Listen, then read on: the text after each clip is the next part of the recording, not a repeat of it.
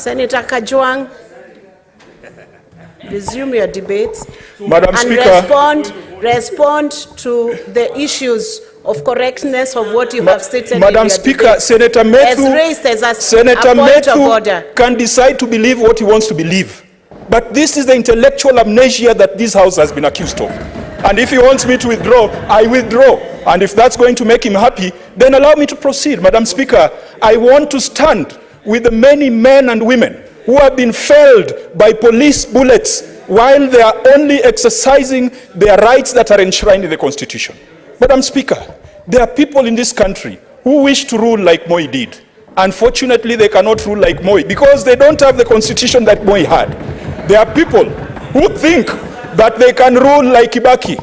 Unfortunately, they do not have the intellectual infrastructure and capacity to rule the way Kibaki did.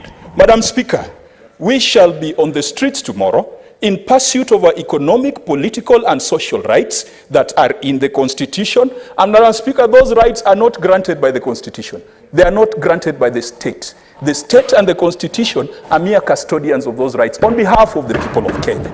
And so, when you see people out there with sufurias on their heads, and Madam Speaker, I've also not seen people walking around with wheelbarrows as a transformational economic model. So just allow us to walk with sufurias the way you also bamboozled the nation with wheelbarrows. And today, that wheelbarrow, Madam Speaker, is not moving because instead of greasing the wheelbarrow, they have poured sand on the wheels of that wheelbarrow.